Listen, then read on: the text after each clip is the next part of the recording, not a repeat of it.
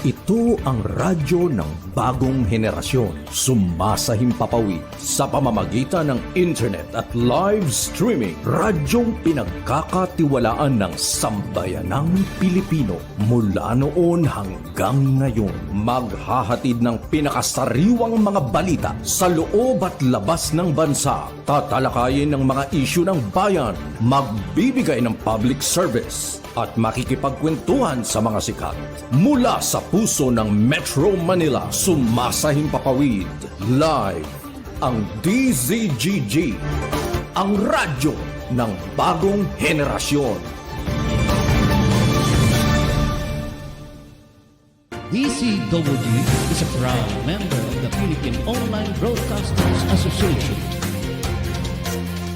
Mga masugid naming tagapakinig at taga-subaybay, matutunghayan at mapapakinggan natin ang programang pinamagatang Mga Lihim na Kalatas tuwing linggo ng gabi. Layunin ng Lihim na Kalatas ay makapagbahagi ng mga kwento ng buhay ng bawat tao at makapagbigay ng inspirasyon. Maaari kayong magbigay ng mga reaksyon, kuro-kuro o suwestyon. Tulungan natin ang mga nagbahagi ng kanilang mahalagang kwento o istorya na magkaroon ng katahimikan at masagot kahit papaano ang mga katanungan sa kanilang isipay gumugulo. Maaari tayong makatulong sa pamamagitan ng inyong boses at komento. At ito ay pangungunahan ng ating tagapagsalaysay na si Miss Tani Capiral. Atin siyang makakasama tuwing araw ng linggo sa ganap na alas 8 ng gabi. Subaybayan at pakinggan natin ang mga kwento ng buhay at sa inyo ng DZGG. Inyo ito, dito, kayo ang bida. Isang programang katutulutan ng palaman upang magagawan, pagpapakaso at mamamahal sa barangay. Ang programang barangay ay pinalahan ng mga proyekto at pagpapagawa ng mga bagong programa sa barangay. Makikilala din dito ang mga opisyal na naglingkod at naghahangad magserbisyo sa barangay. Kaya, halina kayo, mga kabarangay, manood at kilatisin natin ang ating mga opisyal ng barangay. Samahan sina Rolly Bonyon at Boyet Guillermo sa kanilang isang oras na programa mula ika-11 ng umaga hanggang ika-12 ng tanghali, tuwing Lunes hanggang Biyernes. Barangay in Action! Narito na ang mga pinagpipintagang host ng programa. Balitang Pilipino Worldwide! Programang siksik sa balita, komentaryo at serbisyo publiko. Ang mga balita ay tatalakay ni Boyet Guillermo, magbibigay ng puro-puro at paglilinaw sa likod ng mga balita na nagmumula sa sikat na tao. Sa bahagi ng Balitang Pilipinas Worldwide, hindi mawawala ang serbisyo publiko para sa mga kababayan na nangangailangan ng tulong. Balitang Pilipinas Worldwide. Narito ang ating balita si Boyet Guillermo.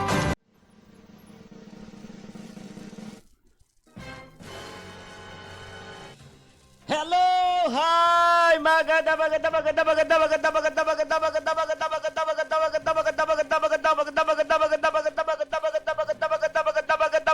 hapon po sa inyong lahat, Luzon, Visayas at Mindanao at sa iba't ibang dako ng mundo na naaabot po ng Balitang Pilipinas Worldwide. Muli po, narito na naman po tayo sa isang edisyon ng Balitang Pilipinas Worldwide.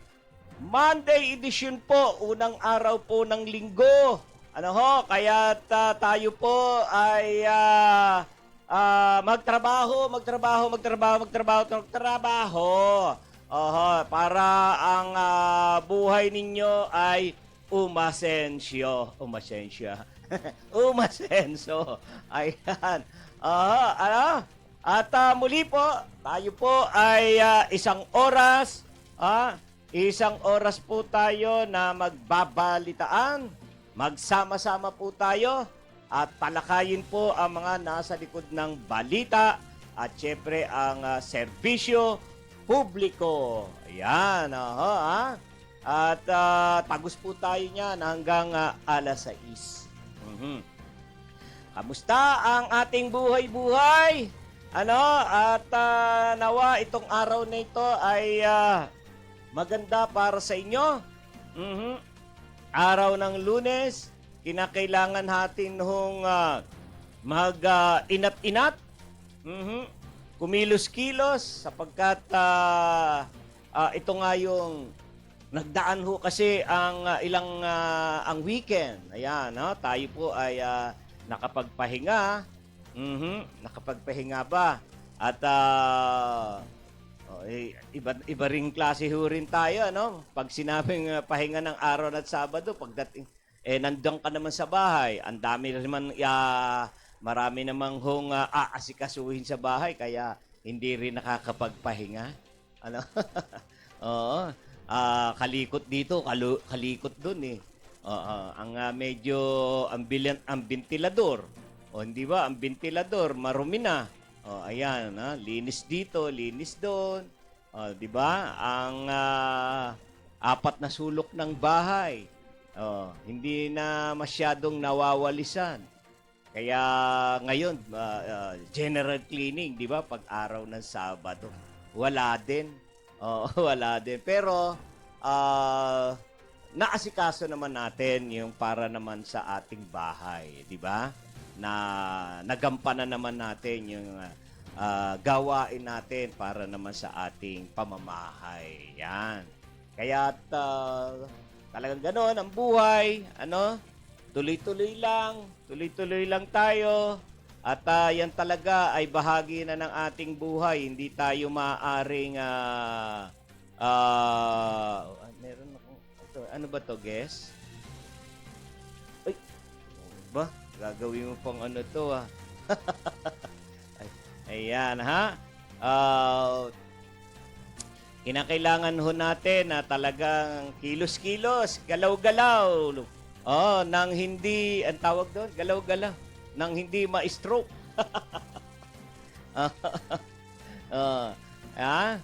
Exercise kasi yan ng ating katawan. Kailangan ng ating katawan na talagang magbanat ng buto. Magbanat ng buto. Pero huwag po puwersahin, ha? Huwag po puwersahin. Huwag po puwersahin ang pagbabanat ng buto sapagkat yung mga senior citizen natin, hoy, anong araw po ngayon? Martes pa lang, September, pala tayo? Hindi ko nabanggit yung ating petsa. September 11, 2023. Yan. At, itong mga panahon na to, itong mga na ito, yan, yung mga senior citizen, ha? Yung mga senior citizen, yan, nakatakda silang tumanggap ngayon ng social pension. Dito ho yan, sa bahagi ng Pasay. Sa ibang lugar, meron din, meron.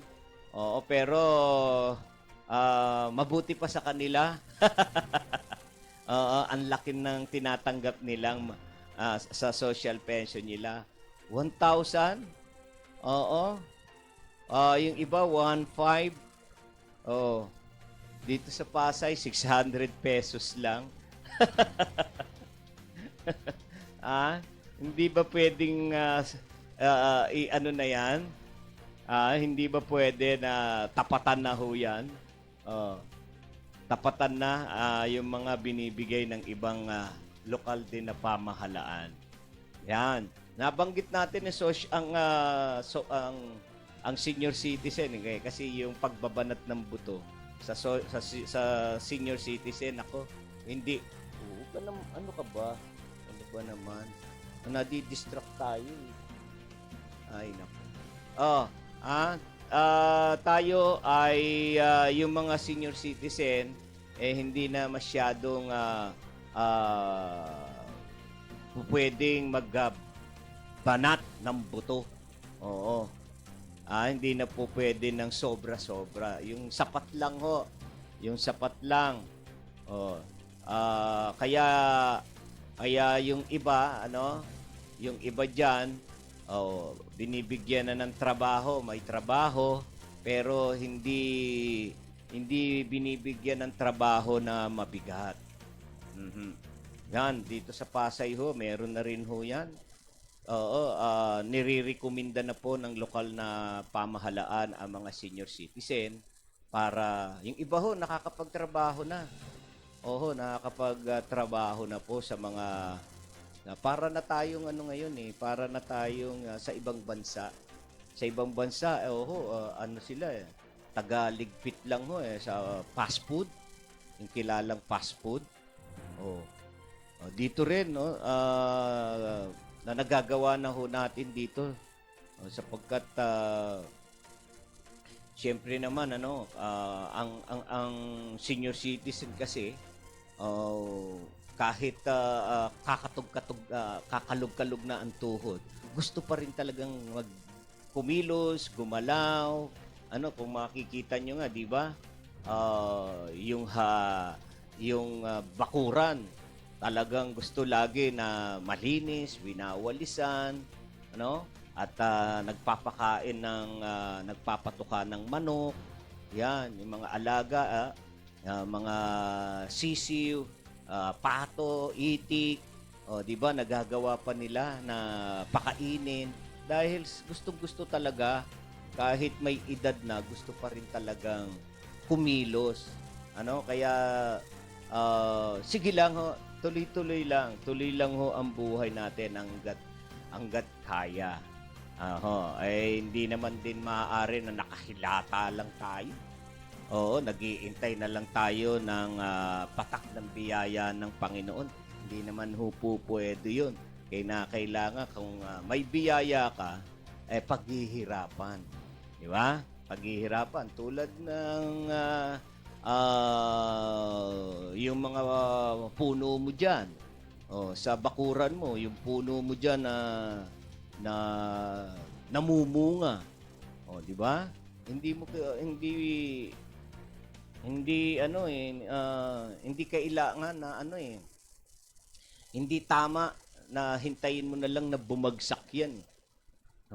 Kinakailangan mo yan sungkitin o akyatin para makuha mo yung pinakamainam at pinakamagandang bunga ng pwede mo naman mapagkakitaan.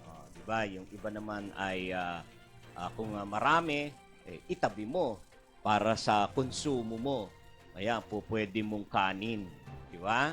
Pwede mong mapakinabangan pantawid gutom. Pantawid gutom. Lalo na kapag yan ay saging na saba. Naku, ang saging na saba,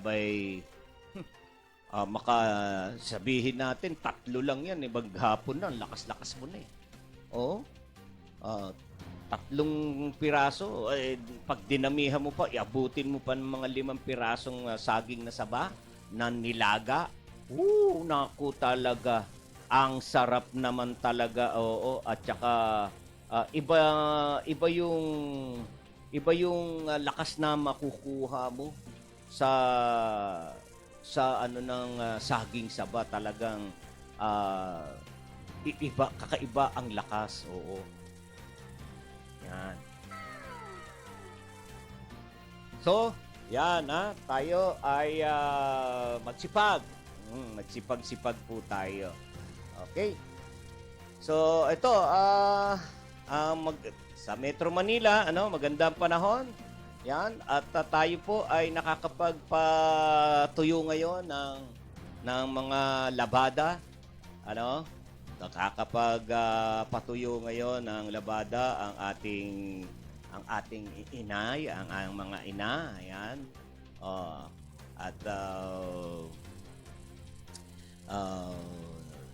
Nakakapagwalis-walis. Nakakapagwalis-walis sa paligid dahil maganda ang panahon. May araw, ayan. Pero wag masyadong nagpapainit sa araw, ha? Wag nagpapainit sa araw. Kasi baka masyadong matindi. Sabagay sa ngayon naman, hindi naman masyadong matindi ang sikat ng araw, so tamang-tama lang. Oo, tama. May ibang panahon na talagang ang sakit sa balat, ang init ng araw. At yun, nakakapangamba ay mga ganon dahil nauuso pag ganun yung heat stroke, ano, nauuso ang heat stroke. Kaya't wag mong kakalimutan, magdala ho kayo ng ng inumin ng tubig, ayan. No, para hindi na dehydrate po, hindi natutuyuan ng laging sa pagsasalita nga lang ho tayo ay na tayo ho ay natutuyuan ng laway. Oo, di ba? Yung pakayang ikaw ay nasa ilalim ng kainitan ng araw. Tapos di ba? Kaya medyo doon delikado. Delikado na sa atin lalo na tayong may mga edad na. Kaya kailangan lagi tayong may tubig na dala. Yan. Di ba? Hindi na kailangan, hindi na natin kayang magsusoft drinks. Kung soft drinks lang din, di ba? Lalo pa tayong natutuyuan Mainam ang tubig talaga. Lalo na pag malamig ang tubig. Wow! Talagang nakakadagdag lakas. Oo, nakakabawi tayo ng lakas kapag kahit tubig lang ho yan, tubig na malamig. Ayan. Alright, so tayo po muna ay babate. Yan, si Paring Crispy nandyan. Oo, walang sawang sumusubaybay. Si Utol ay nandyan din. Oo,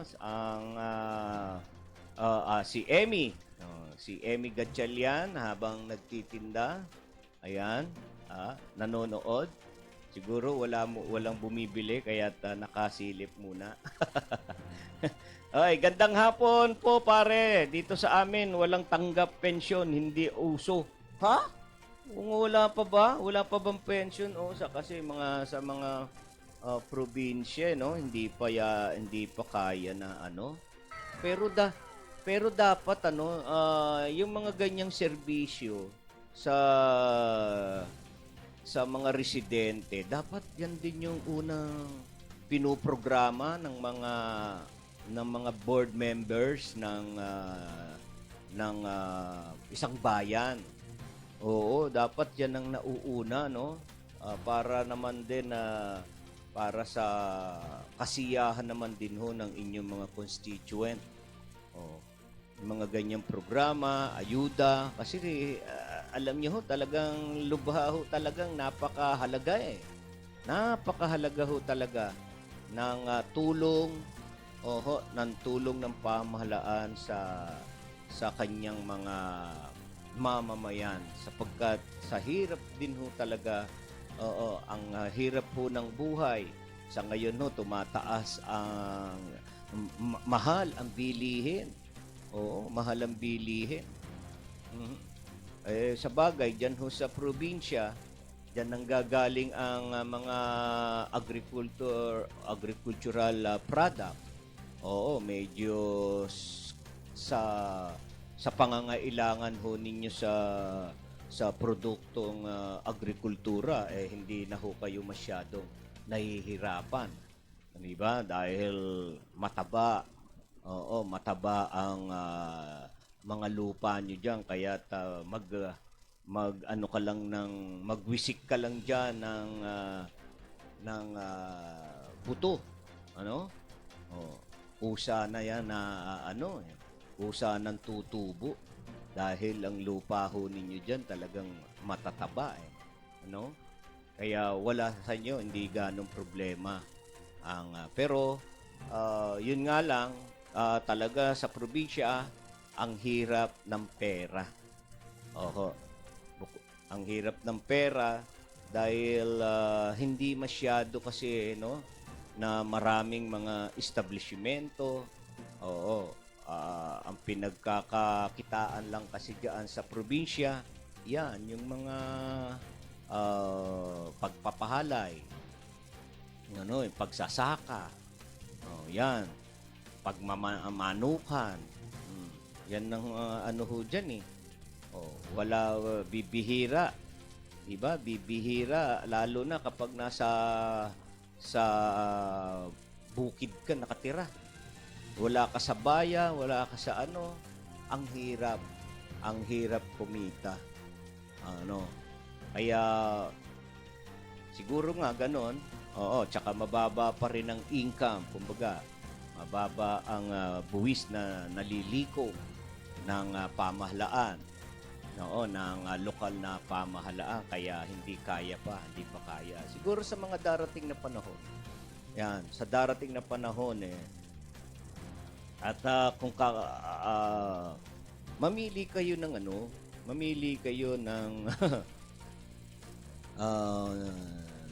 mamumuno sa inyo na talagang ang iniisip kapakanan. Oo, kapakanan ng kanyang mga constituent, ng kanyang mamamayan. Oo. Huwag tayong pipili ng mga opisyal. Oh, tayong pipili sa mga opisyal yan na natukoy po na natin sa ganyan, no? Ngayon panahon ho ng eleksyon. Oo. Panahon ng eleksyon. Nung araw sa probinsya po talaga pag sinabing Kapitan del Barrio, talaga namang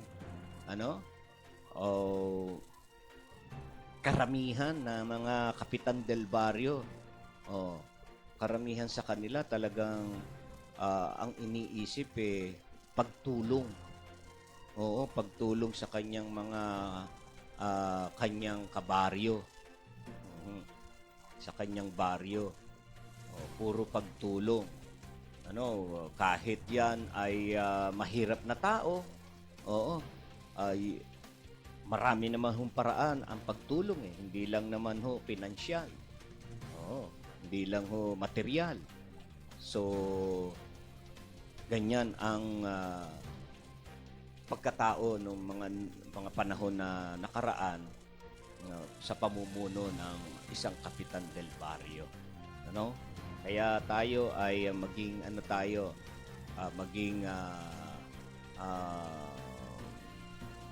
matalino sa ating pagpili ng magiging mga opisyal ho natin sa barangay para ang iisipin lamang po makagawa ng mga programa na mapapakinabangan ng kanyang mga kabarangay, kabaryo. Yan ang ating nasa atin ho no? Nasa atin ho lang talaga. Nasa atin lang po talaga ang pag-asa para maging maayos, maganda, at maging umunlad ang ating barangay. Nasa ating pagpili. Ngayon, ito, samantalahin ho natin. Samantalahin po natin ang pagpili sa kanila para may magandang programa naman sa ating baryo o sa ating barangay. Oo. Alright. So, dako po tayo sa iba nating pagtalakay. Ayan, napag-uusapan na nga yung mga produkto. Patingin nga tayo dyan ng ating mga tungkol dyan sa mainit pa rin talagang pinag-uusapan yung tungkol po sa bigas Ayan ang Department of Finance suportado ang pagbawas po ng buwis sa mga bigas para mapababa ang presyo. Yan po, yan yung mga pamamaraan magaganda yung pamamaraan ng pamahalaan. Kung minsan kasi dyan kasi binabawi ng mga negosyante yung taas ng taripa ng buwis sa mga produkto, lalo na ang bigas. Yun ang nagsasuffer dyan ay yung mga mahihirap na consumer. Di bali ho yung talagang may kaya di ba? Wala hong problema sa kanila yan majority po kasi sa atin yung mga mahihirap majority na sa ating bansa may hirap. Kaya pag pag sumipa ang presyo ng mga bilihin, ayan na, kawawa na si Juan de la Cruz. Talagang aaray talaga sa kanyang pamumuhay sapagkat itong aaray dahil minsan din ang baba ng suweldo, tapos ang mahal ng bilihin, ang mahal. Kaya doon hirap po sila makasabay sa ating ibang mga kababayan na kaya yan naman ho mga yan, hindi naman ho din na hindi na ho nag-iisip naman yan na malagpasan pa, malagpasan pa. Oho. Yung kanilang kapwa sa pamumuhay. Basta't mamuhay lang ho sila at ang layunin lang ho niyan, ang pangarap lang din ho niyan, makakain ng 3 beses sa araw, mapag-aral ang mga anak. Oo. Hindi na kailangan sa mamahaling pang-eskwelahan. Ang mahalaga ay nakapasok sa pag-aaral sa eskwela, kahit yaan ay pampublikong paaralan lang, ang mahalaga ay nakakapag-aral. Ganyan lang kasimple ang Pinoy. Ganyan lang kasimple. Makapagtapos kahit hindi sa kilalang mga eskwelahan. Kaya't ayan, kung babawasan ang buwis sa bigas, yan, posible hong bumaba nga po ang presyo. Yan din pong gasolina. Ayan, ang gasolina ho talaga hong para hong hose ho ng bumbero na tumatagas ang tubig sa sirit ng presyo ang presyo ng gasolina.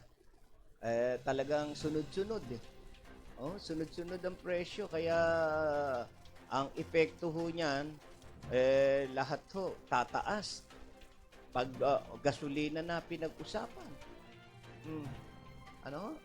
Nagdagdag na naman ho ng 20 pesos, 40 pesos ang presyo ng produktong petrolyo. Hindi naman ho masyadong maanuhan yan. Siguro, ganun lang din yung bawasan din po. Bawasan din ang dyan. Bawasan ang buwis o yung mga umaangkat ng gasolina para makontrol, hindi sumirit ang presyo. Lang ho, hindi masyadong tumaas ang presyo dahil sila, di ba? Sila ng buwis, meron ho silang pagbaba ng singil sa buwis tungkol dyan sa pagpasok ng mga sabihin natin taripa, mga taripa sa yan. So sana nga yung pamamaraan ng ating pamahalaan na yan ay maging matagumpay. Para hindi ho naman mahirapan yung ating ang mamamayang Pilipino sa pagbili po ng bigas. Pero ganun pa man, di ba? Gumawa ang paraan pa rin ng ating pamahalaan para hindi mahirapan ang mga maliliit na consumer sa bigas. Nagtakda sila ng price ceiling 45 at saka 41 pesos ang bigas. Mhm. Yung dalawang klase ng ano ba yan? Well meal rice at saka anong tawag na ano yung isa? Oh, di ba? Yun lamang. Uh, Merong umaray at napilitan napilitan magbenta ng mura. Pero napakaganda naman no. Sumunod sila sa batas. Sumunod sila sa price ceiling ng ating pamahalaan o sa kanilang pagsunod o hindi ba't may tulong din naman na kapalit na ibibigay ang ating pamahalaan. Kaya nga, yung mga sumunod sa kautusan ng ating Pangulo sa price ceiling, yan, sila naman ho ay nakahanay na makatanggap ng ayuda. Ayuda ho sila. Yung mga retailer, rice retailer na sumunod, nakipagkaisa, nakipagtulungan sa ating pamahalaan na sundin. Ibaba ang presyo ng kanilang bigas kahit lugi. Di ba? Kahit lugi. Di ba? Hindi naman ho na pangmatagalan. Hindi naman pangmatagalan, no? Tingnan niyo naman ho, di ba? Hindi ho naman din nagpapabaya ang ating pamahalaan at talaga namang inaalam at nilulusob yung mga bodega na pinaghihinalaang itinatago, di ba? Tinatago ang supply ng bigas. Kung kaya tumataas, yun pala, ang dami-dami palang bigas. Kaya meron talaga hong may mga traders din ho talaga na walang patawad walang awa at talagang tinitingnan lang ho talaga yung kita. Hindi na ho inisip talaga na ang maaapektuhan ng kanilang ginagawa yung mga maliliit. Ang hirap na ng buhay. Ang hirap kumita, ang baba ng sahod, pagkatapos titirahin pa sa taas ng presyo ng bigas. Di ba? So, ano na ang mangyayari sa atin? Ano na yan? Sana mag-isip-isip naman po kayo, mga traders, o yung mga nilusob na bodega na napaulat na mga imported rice yan sa ngayon ay iniimbestigahan na ho na maigi ng ating pamahalaan yan na yan ay kapag hindi sila makapag-produce ng kaukulang mga dokumento ng pagbabayad ng duties and taxes ho niyan. Hindi sapat ang pagbabayad ng duties and taxes, yan po ay at kung walang dokumentong maibibigay, yan po ay kukumpiskahin ho yan. Kumpiskado ho ng ating pamahalaan yan. Maganda. Ipanalangin na lang ho natin na yung mga yan talagang illegal na ipinasok dito sa ating bansa at para kasi ang plano ho ng pamahalaan diyan ay maaaring yan ay ibenta sa merkado ng mura. Para ang ating mga kababayan ay makabili ng bigas na mura. Tsaka alam niyo ho, talagang ang hirap din talaga hong mapigilan ang pagtaas na yan dahil natatalo ho tayo ng ano sa ngayon ang taas ho ng palitan ho ng dolyar ngayon. 57.1 na ang palitan sa tumaas. Tumaas ho ang palitan. So doon ho tayo nasasagasaan.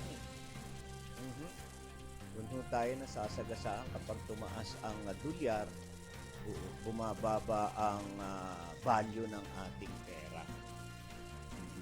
Kaya't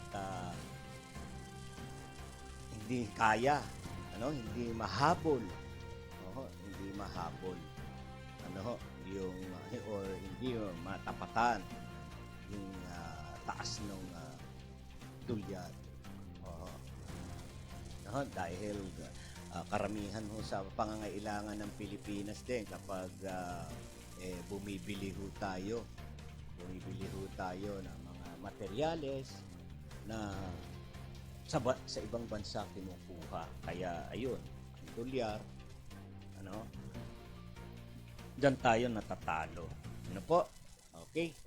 So, tayo po, bati po muli tayo bago tayo dumako sa ating pong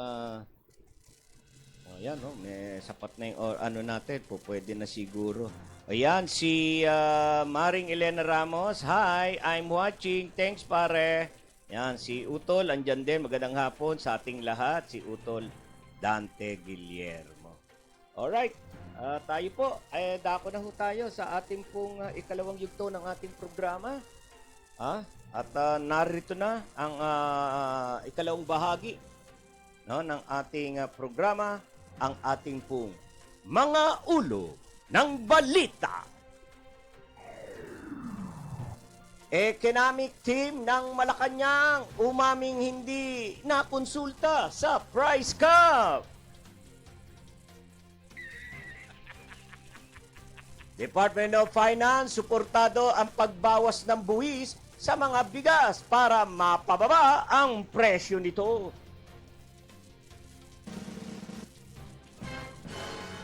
Vietnam rice export bagsak presyo matapos ipag-utos si Pangulong Marcos ang implementasyon ng price ceiling.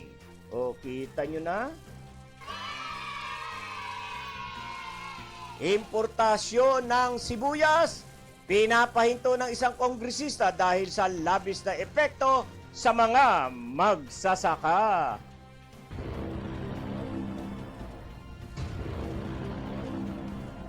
Walong lola't lolo nagtapos sa pag-aaral ng elementarya, sekundarya sa ilalim ng Alternative Learning School or ALS.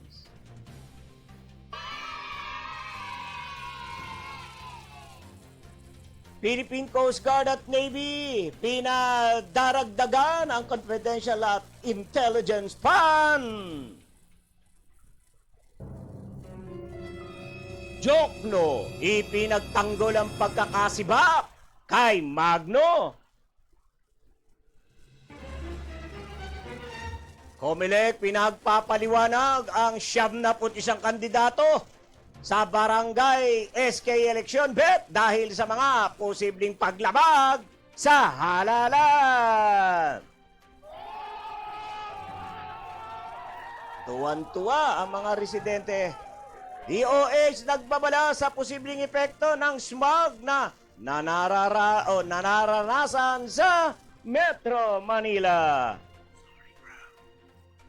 Grupo naman ng mga guro, binatikos ang distortion of history ng DepEd sa revision ng curriculum. Iba't ibang agricultural products na walang permit nasabat ng Bureau of Customs sa NAIA.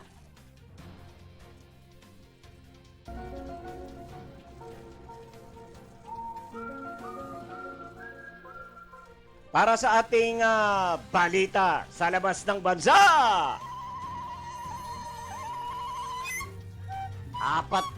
apat na pong katao patay sa pambobomba sa public market sa Sudan.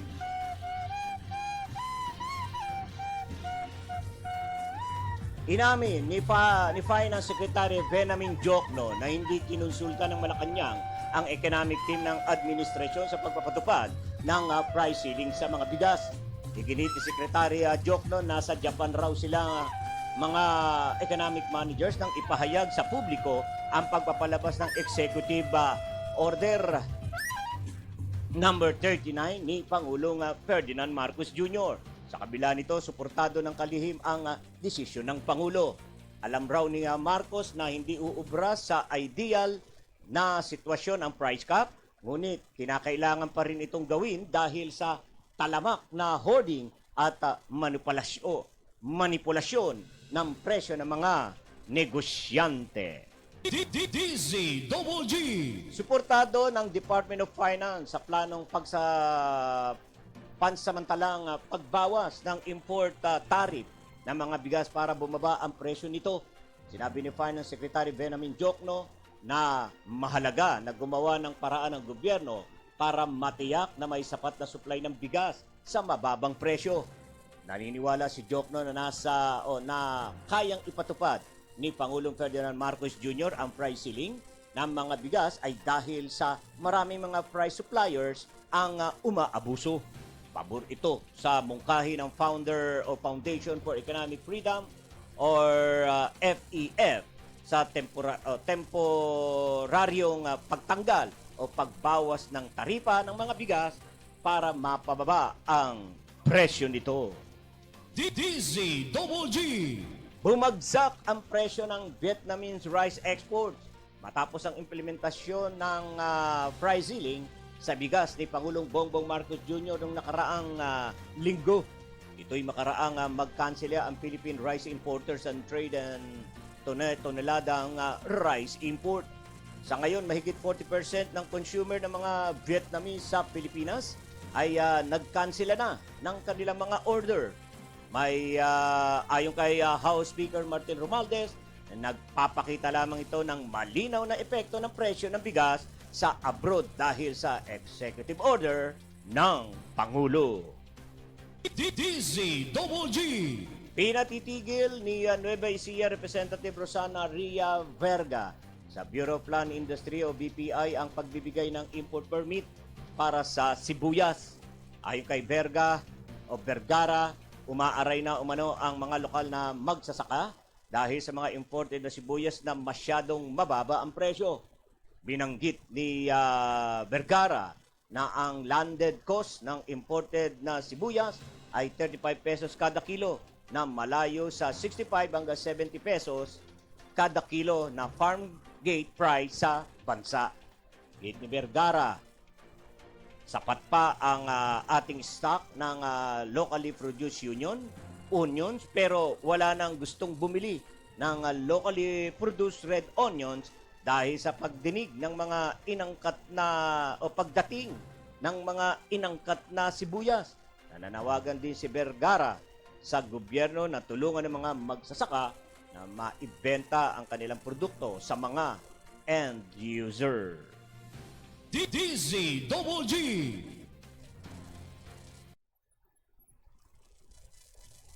Pinatunayan ng 8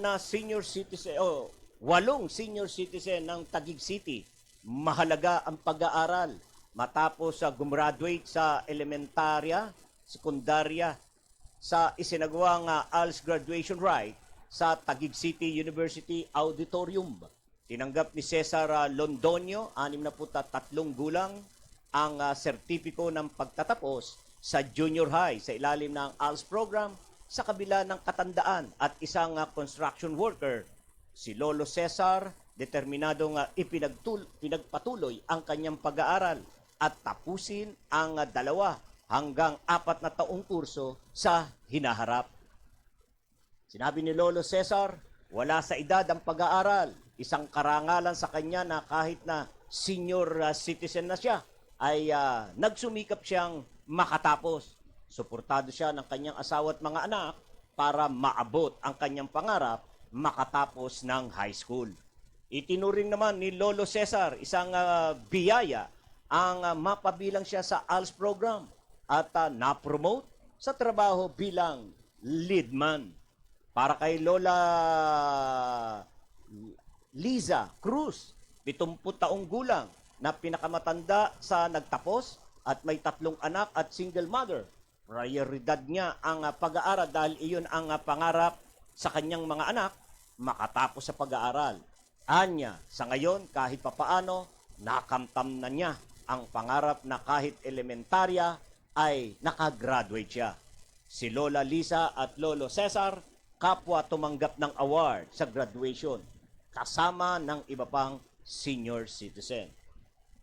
Sa elementarya level, gumraduate si Lola Shiarima Talusa ng Maharlika Integrated School, si Lola Rosalinda Barbolino ng Upper Bicutan Elementary School.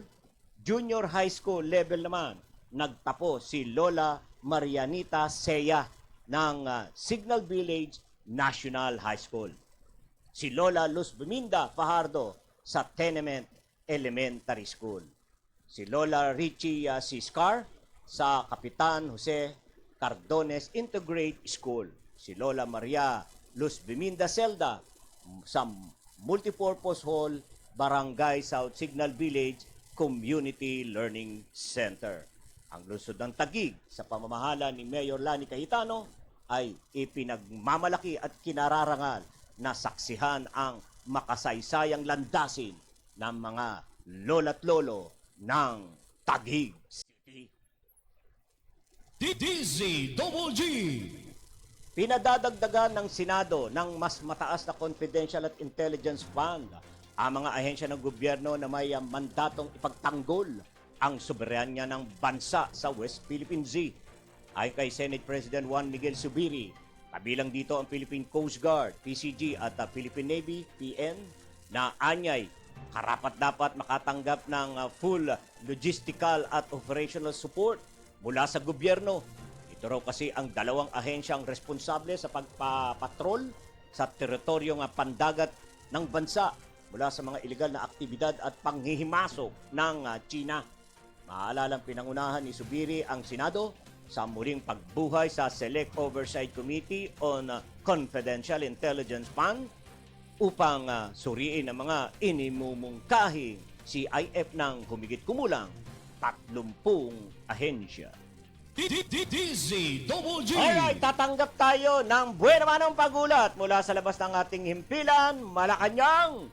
Nagbabala sa publiko hinggil sa fake news sa Presidential Action Center. DZGG. Patrol Report. Si Zara May Laureño ang buwan namanong magbabalita. Sige nga Zara sa detalye. Kasamang Boyet, nagbabala ang Malacanang sa publiko laban sa kumakalot na fake news na namimigay raw ng 5,000 pesos at bigas ang Presidential Action Center. Ayon sa Presidential Communication Office, hindi mandato ng Presidential Action Center ang mamigay ng pera. Bukod dito, wala rin ganitong uri ng programa ang nabanggit na tanggapan. Nabatid na unang dinagsa ng maraming tao ang Presidential Action Center nitong nakalipas na araw matapos kumalat ang balitang namimigay ng pera at bigas. Ang Presidential Action Center ay nasa loob ng Malacanang Complex at ilan sa mga nagtungo dito ay galing sa ibang mga lugar na nagbabakasakaling mabigyan sila ng ayuda. Ako si Zara May Laureño nag-uulat para sa DZGG. Inyo ito, dito kayo ang bida. Alright, maraming salamat, Zara May Laureño. Ipinagtanggol ni Finance Secretary Venamin Jocno ang pagkakasibak ay dating Undersecretary Shelo Magno. Sinabi nito na temporaryo lamang ang posisyon ni Magno at siya hinirang lamang sa academy. Una nang naghain ang resignation si Magno nitong Biyernes kung saan ayon sa Office of the President na ang panunungkulan ni Magno ay nag-expired na. Maguginitang sinabi ni Executive Secretary Lucas Bersamin na tinapos na nila ang termino ni Magno dahil umano sa hindi pagsuporta sa mga programa ng gobyerno. Nanguna si Magno sa pagpababago sa pensyon ng mga militar at ang pagsulong nito ng mataas na buwis sa mga pagmimina. DZGG. Ipinatawag ng Commission on Election o COMELEC ang hindi bababa sa 71 na kandidato para sa 2023 Barangay at Sangguniang Kabataan Eleksyon o BSKE dahil sa umunoy mga paglabag sa halalan tulad ng premature campaigning. Ay kay COMELEC Chairman George Garcia, binigyan ng mga kandidato ng 3 araw mula sa pagtanggap ng show cause order para ipaliwanag ang kanilang panig hinggil sa mga akusasyon. Matatandaan paulit-ulit na nagbabala ang full body laban sa premature campaigning dahil ang campaign period ay magsisimula pa sa October 19 hanggang October 28. Dagdag pa ni Garcia, may kapangyarihan ng COMELEC na mag-imbestiga at maghain ng sariling reklamo laban sa mga kandidatong nakagawa ng mga paglabag sa halalan. Kahit na ang paglalagay ng mga poster at pagpapromote ng kanilang sarili sa social media bago magsimula ang panahon ng kampanya ay maaaring ituring na maagang pangangampanya. DZWG. Nagbabala ang Department of Health o DOH sa publiko kaugnay sa epekto ng smog o usok at fog na nararanasan sa iba't ibang lugar. Ito ay sa gitna ng pahayag ng Philippine Atmospheric Geophysical and Astronomical Services o Administration or PAGASA na normal ang usok at fog na nararanasan ngayon sa Metro Manila. Para kay DOH Secretary Ted Herbosa, ang naturang smog ay pinagsamang usok at fog na naglalaman ng kombinasyon ng iba't ibang pollutant sa hangin na maaaring magdulot ng pinsala sa mga baga. Kaya payo ng kalihim kung mataas ang smog ay kailangan magsuot ng mask ang publiko dahil sa iba't ibang air contaminant. Matatandaan nitong mga nakaraang araw ay nabalutan ng smog ang ilang bahagi ng Metro Manila. DZWG. Binatikos ng mga organisasyon ng mga guro ang Department of Education o DepEd sa hakbang umano nitong baluktutin ang kasaysayan sa pamamagitan ng pagbawas sa imahe ng yumaong Ferdinand Marcos Sr. bilang isang diktator sa revised basic education curriculum.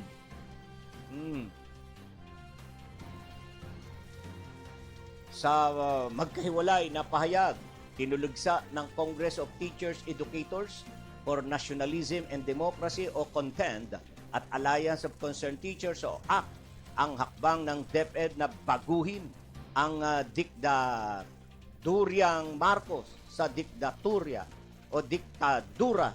lamang sa grade 6 araling panlipunan curriculum. Isang memorandum mula sa Bureau of Curriculum Development o BCD ng ahensya ang nagsabing ang pagbabago sa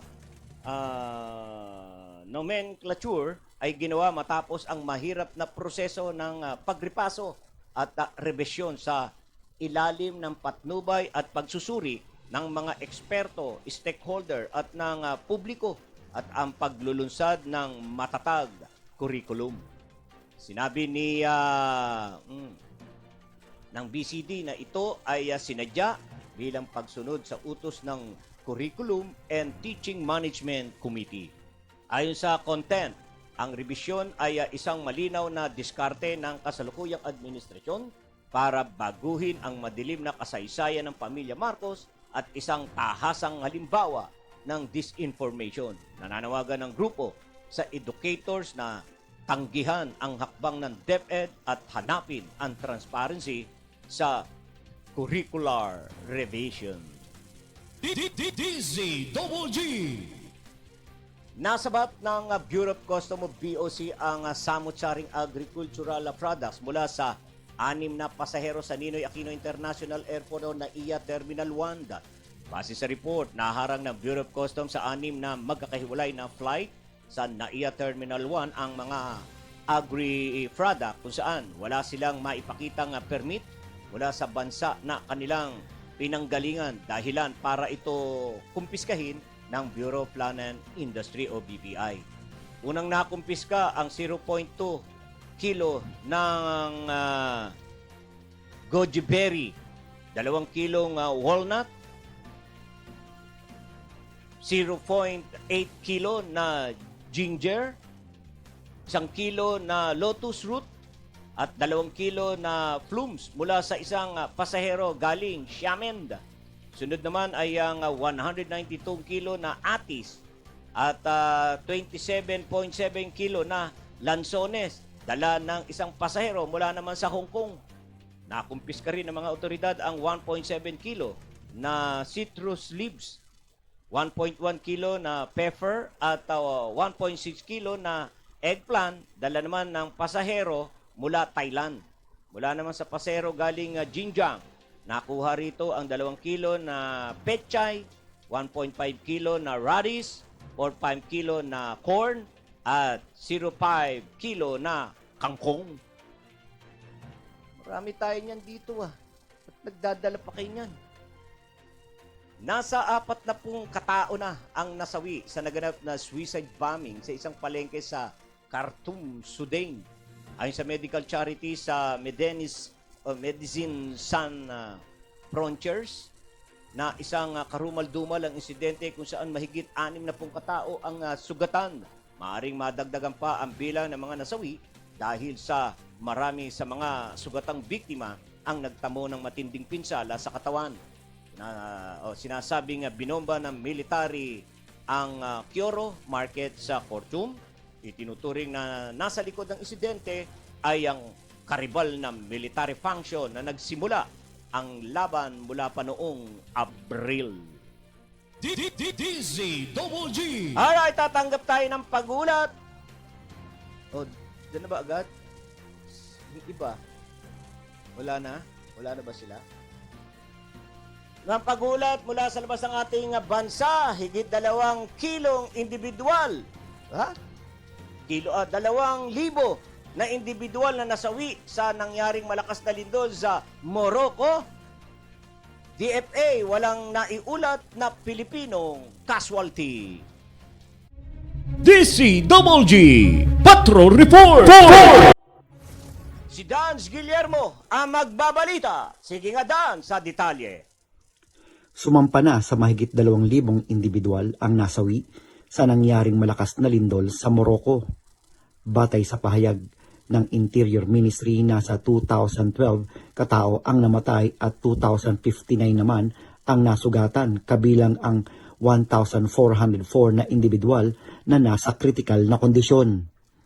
Ayon sa US Geological Survey na ang lindol ay may magnitude na 6.8 na may epicenter na mga 72 kilometer o 45 milya sa timog kanluran ng Marrakech. Halos lahat ng bahay sa lugar ng Asni na may 40 kilometer sa timog ng Marrakech ang nasira. Sa ngayon, nakakaranas ng kakulangan sa pagkain at inuming malinis na tubig ang nasabing lugar. Samantala, sinabi ni Philippine Ambassador to Morocco, Leslie Baha, na patuloy nilang minomonitor ang sitwasyon ng mga Pilipino doon. Sa ngayon, wala pa umanong confirmed Filipino casualty sa naturang pagyanig. Ito si Dans Guillermo nag-uulat para sa DCWG. Inyo ito, dito, kayo ang bida. Alright, maraming salamat, Dans Guillermo. Okay, dyan po nagwawakas ang ating pong mga ulo at nagbabagang balita na nakalap po ng bulbagang balitaan ng DCWG Broadcasting Studio. Uy, meron pang ganun. Yan, oo. At tayo po ay wala ng oras, kaya ho ay ako po ay magpapaalam na po pansamantala. Ayan. Meron pa ba tayong babatiin? Ayan, wala na. Alright. So, maraming salamat po sa inyo pong pagsubaybay sa loob po ng 1 oras ng ating pong balitaan ngayong araw po ng Lunes. Maraming salamat po sa inyo pong walang sawang pagtangkilik sa lahat po ng programa dito sa Balitang Pilipina, dito sa DCWG Broadcasting Studio. Salamat po. Magandang gabi po sa inyong lahat. At syempre, tayo din ho ay nagpapasalamat sa ating Panginoon sapagkat sa kanyang walang sawang pagsubaybay sa programang ito. at higit sa lahat sa kanya pong pagbibigay ng tiwala sa inyong lingkod na ako ay makapaglingkod sa sambayan ng Pilipino sa pamamagitan po ng paghatid ng mga sariwa at sariwang balita, informasyon at serbisyo. Lord, maraming salamat po sa pagkakataon. Sa ngalan po ng aming News Director, June Ariol sa technical side, G. Laureño at John Paul Destura. Ako naman po si Boyd Guillermo. Pansamantala nagpapaalam at nag-aanyaya bukas po muli sa alas 11 hanggang alas 12, Barangay in Action. Sa ganitong oras, Balitang Pilipinas Worldwide, ayan, alas 5 hanggang alas 6. Magkapanooran pa rin po at magkapakinigan. Yan. Maraming salamat sa inyong lahat. Magandang gabi. Diyos mabalo sa inyong gabos. Ang DCWG. Inyo ito. Dito. Kayo ang bida. Ito ang radyo ng bagong henerasyon. Sumasahimpapawid sa pamamagitan ng internet at live streaming. Radyong pinagkakatiwalaan ng sambayanang Pilipino.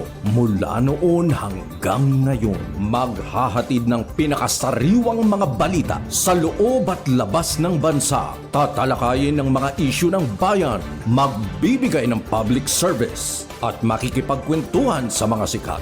Mula sa puso ng Metro Manila, sumasahimpapawid live ang DZGG, ang radyo ng bagong henerasyon.